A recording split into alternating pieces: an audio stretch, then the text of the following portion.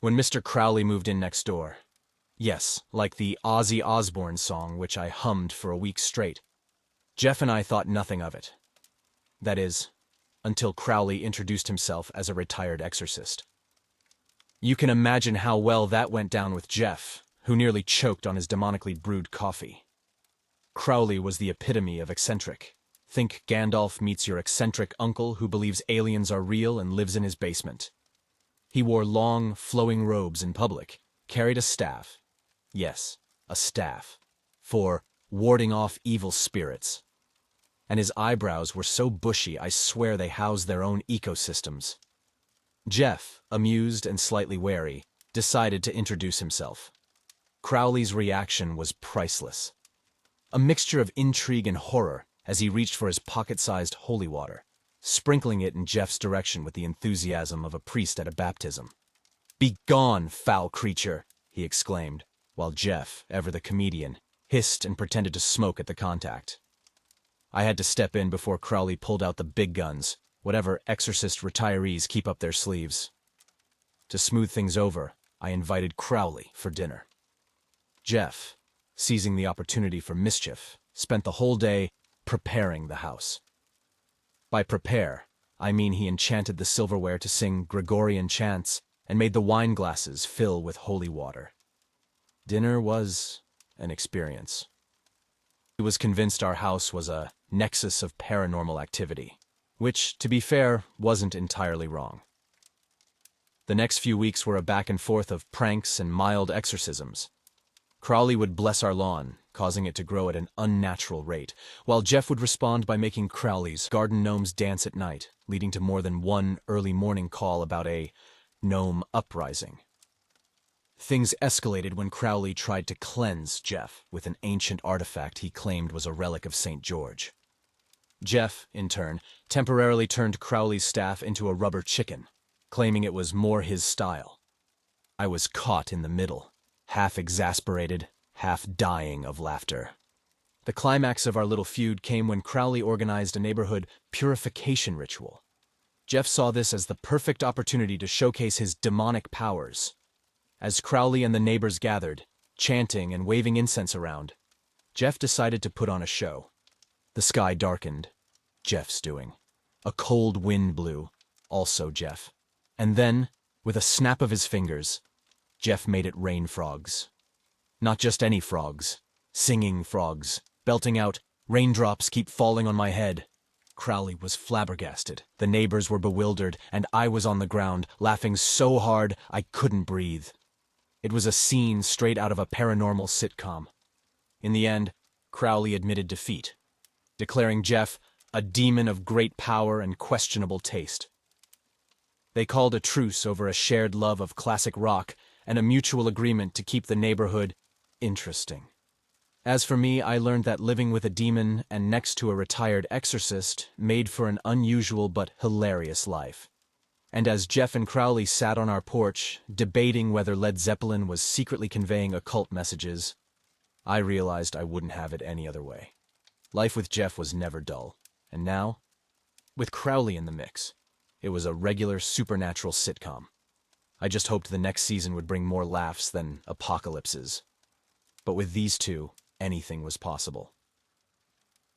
It was a quiet Tuesday evening when Jeff, in a moment of what can only be described as demonic whimsy, decided we needed a pet. "It'll be good for us," he said. "A little hellhound, perhaps?" I, wary of adding a potentially fire-breathing creature to our already chaotic household, suggested something less incendiary. We settled on a cat, or at least, that's what we thought we were getting. Enter Whiskers. A cat in appearance, but a poltergeist in spirit. We found him on our doorstep, meowing melodically, which should have been our first clue. Jeff, ever the softy for anything with fur, took him in, and that's when the shenanigans began. Whiskers, true to his poltergeist nature, had a penchant for floating furniture. Our couch became his personal hovercraft, and the refrigerator was no longer bound by the laws of gravity. Mornings involved dodging levitating kitchen utensils as Whiskers prepared for his day of haunting. Attempting to instill some manners into our spectral feline, Jeff initiated proper haunting etiquette lessons. These included how to spook without scaring and the art of invisible napping. The neighbors started to wonder about our increasingly bizarre home, especially when they'd see furniture rearranging itself through the window. One particularly memorable lesson in Phantom Fetch went awry when Whiskers, excited by Jeff's demonic encouragement, phased through the wall instead of retrieving the ball, causing a minor existential crisis for the mailman who witnessed it. Despite the chaos, Whiskers brought a new level of amusement to our lives. His spectral meowing, especially during horror movies, added a 4D experience that was both terrifying and hilarious. Movie nights now included popcorn, soda, and a poltergeist providing live sound effects. The climax of Whiskers' mischief came during a visit from Crowley, who, despite being a retired exorcist, was not prepared for a floating cat. Crowley, seeing Whiskers defy gravity, began chanting exorcism rites on reflex. Jeff, finding the situation too amusing to intervene, let it play out until Crowley realized he was trying to exorcise a cat. In a truce forged by the absurd, Crowley, Jeff, and I sat down to negotiate Whiskers' place in our home. It was decided that, as a poltergeist, Whiskers had as much right to a family as any otherworldly entity. Crowley even offered to teach Whiskers a few controlled haunting techniques, ensuring our home stayed on the right side of the spectral realm. Life with Whiskers evolved into a delightful blend of the mundane and the mystical.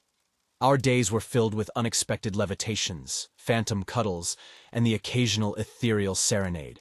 Jeff, ever the demon with a heart of gold, had found a kindred spirit in Whiskers, and even Crowley had to admit there was something special about our poltergeist pet. As for me, I learned that having a demon roommate and a pet poltergeist wasn't just an adventure. It was a comedy show with endless seasons. And as Whiskers curled up on his favorite floating cushion, I couldn't help but feel that our unusual family was just perfect the way it was, hauntings and all. Jeff had been cooped up for too long. Between tutoring Whiskers in the fine art of being a less chaotic poltergeist and helping Mr. Crowley catalog his enchanted gnome collection, don't ask, Jeff was itching for an adventure in the human world. "Arthur," he declared one morning, his eyes ablaze with the fire of 1,000 hellish vacations, "I require an excursion, a day out, if you will." Thus, the Demon's Day Out was conceived, a plan so fraught with potential disaster, it made Crowley's gnome escapades look like child's play. Our first stop was the local zoo.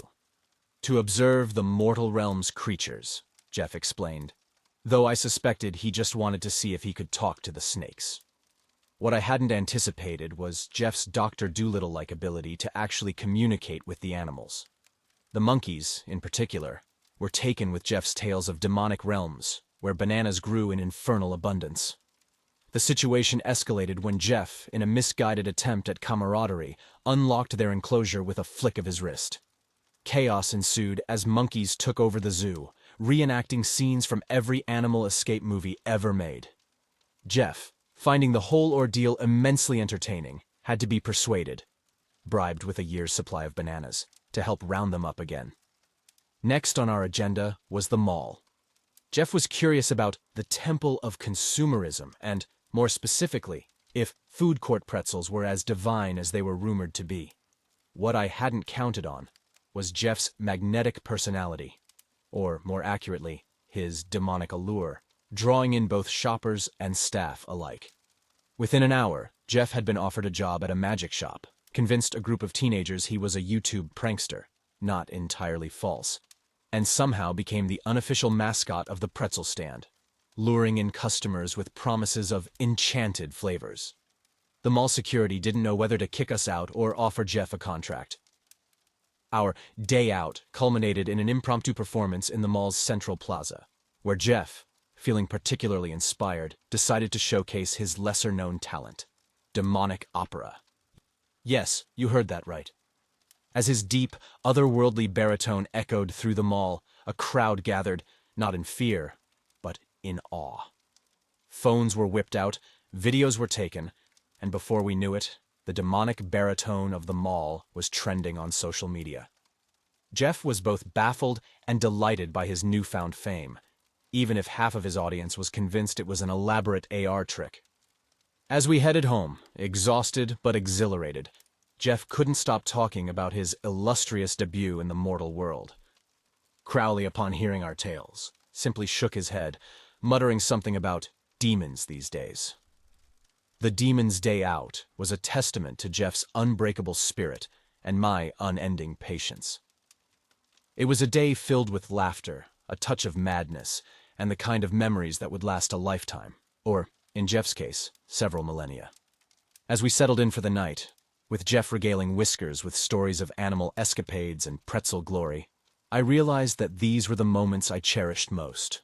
Our life was anything but ordinary, but I wouldn't trade it for the world, not even when it meant chasing monkeys or becoming mall celebrities. Inspired by a marathon of cooking shows, Jeff decided our next adventure would be culinary. "Arthur," he announced with the gravitas of a Michelin star chef, "we shall host the Great Demon Bake-Off."